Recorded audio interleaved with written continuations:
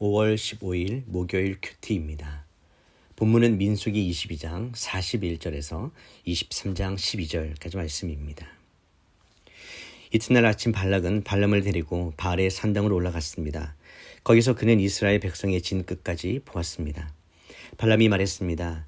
저를 위해 여기에 제단 7개를 만들고 수송아지 7마리와 순양 7마리를 준비해 주십시오. 발락은 발람이 말한 대로 했습니다. 그리고 발락과 발람이 각 제단마다 수송아지 1마리와 순양 1마리씩을 드렸습니다. 발람이 발락에게 말했습니다. 제가 저쪽에 가 있는 동안 여기서 당신 제물 옆에 서 있으십시오. 어쩌면 여호와께서 저를 만나러 오실 것입니다. 그분이 제게 무엇을 보여주시든지 제가 당신께 말씀드리겠습니다. 그러고는 그가 홀로 갔습니다. 하나님께서 발락을 만나시자 그가 말했습니다. 제가 제단 7개를 준비했고 각 제단마다 소수송아지 1마리와 순양 1마리씩을 드렸습니다. 여호와께서 발람의 입에 말씀을 넣어주시며 말씀하셨습니다. 발락에게로 돌아가서 이 말을 전하여라. 그래서 발람이 발락에게 돌아갔습니다. 발락은 모압의 모든 지도자들과 함께 자기 제물 곁에 서 있었습니다. 그러자 발람이 자기가 받은 계시를 말했습니다. 발락이 나를 아람에서 모압 왕이 나를 동쪽 산지에서 데려왔도다. 와서 나를 위해 야곱을 저주하여라. 와서 이스라엘에게 저주를 퍼부어라 라고 했도다. 하나님께서 저주하지 않는 사람들을 내가 어떻게 저주하겠는가? 하나님이 저주를 퍼붓지 않는 사람들에게 내가 어떻게 저주를 퍼붓겠는가? 내가 바위산 꼭대기에서 그들을 보고 언덕 위에서 저들을 보니 이 백성은 홀로 거하고 자신들을 열방 가운데 하나로 여기지 않는구나. 누가 야곱의 티끌을 셀 수 있으며 이스라엘의 4분의 1이라도 헤아릴 수 있을까? 내가 의로운 사람으로 죽게 되기를 바라며 내 마지막이 그들과 같이 되기를 비노라. 발락이 발람에게 말했습니다. 네가 내게 무슨 짓을 하는 거냐? 내 원수들을 저주하기 위해 너를 데려온 것인데 내가 오히려 저들을 축복하는구나. 발람이 대답하며 말했습니다. 여호와께서 제 입에 넣어주신 그대로 제가 말해야 하지 않겠습니까? 본문 요약입니다. 모압 왕 발락은 발람을 데리고 바알산 꼭대기로 올라가 이스라엘 백성 중 일부가 보이는 곳에서 그들을 저주하라고 요청합니다. 이에 발람은 7 제단을 쌓고 번제물을 드립니다. 그는 여호와께서 자신에게 말씀하신 것만을 전하겠다고 선언한 후 계시를 받고 발락에게 이스라엘을 저주하지 못한다고 선포합니다. 하나님께서 이스라엘을 축복하셨으니 자신도 축복할 수밖에 없다고 고백합니다. 이 장면은 인간의 의도와 정치적 꾀로 하나님의 뜻을 꺾을 수 없음을 보여주며 하나님이 택하신 백성에 대한 보호와 주권을 분명히 드러냅니다.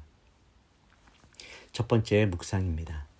하나님의 축복은 인간의 저주보다 강합니다. 발락은 이스라엘을 두려워하여 정치적, 종교적 수단을 총동원합니다. 발람이라는 국제적인 점술사를 초빙하고 비싼 대가를 치르며 번제를 드립니다. 그러나 이 모든 시도는 헛됩니다. 왜냐하면 하나님께서 이미 이스라엘을 축복하셨기 때문입니다. 발람은 하나님의 축복을 되돌릴 수 없으며 그 어떤 인간의 시도도 하나님의 뜻을 거스리지 못한다고 이야기합니다. 이 장면은 오늘날에도 동일하게 적용됩니다. 세상이 교회를 비난하고 하나님의 백성을 공격해도 하나님께서 우리를 축복하셨다면 그 축복은 끝나지 않습니다. 우리의 정체성은 세상의 평가가 아닌 하나님의 선언에 기초합니다. 하나님이 너는 내 사랑하는 아들이다 라고 말씀하시면 그 누구도 우리의 자녀됨을 취소할 수 없습니다. 또한 발람이 하나님께서 말씀하신 것만 전하겠다고 결단하는 모습은 하나님의 뜻 앞에서 사람의 뜻이 얼마나 무기력한지를 드러냅니다.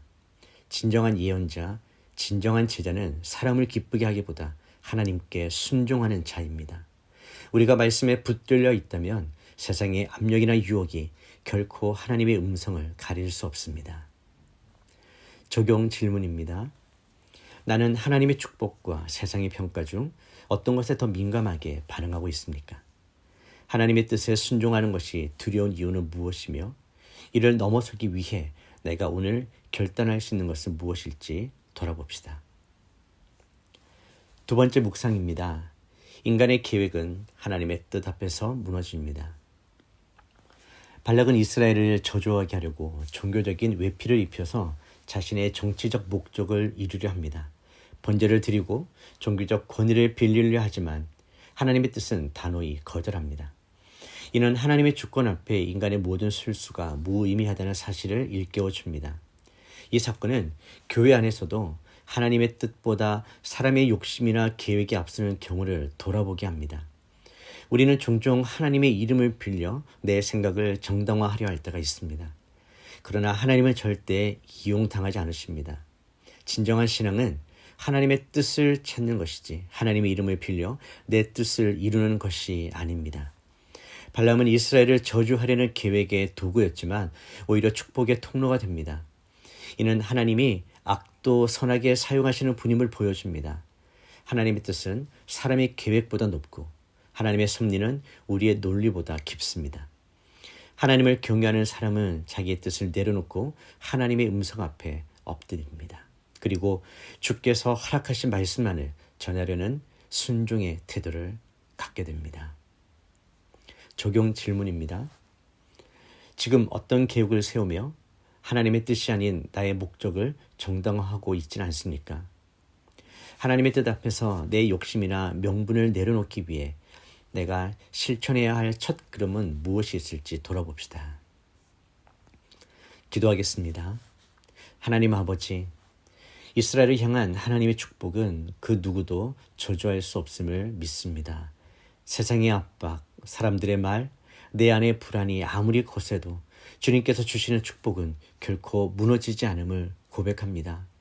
하나님 아버지, 우리의 눈이 사람의 눈치를 보지 않고 하나님의 뜻만을 바라보게 하시고 우리 입술이 사람을 기쁘게 하기보다 하나님의 말씀에 순종하는 입술 되게 하여 주시옵소서. 우리의 모든 계획과 뜻보다 주님의 뜻이 먼저임을 선포합니다. 오늘도 그 말씀에 붙들린 삶을 살게 하여 주시옵소서. 예수님의 이름으로 기도드립니다. 아멘.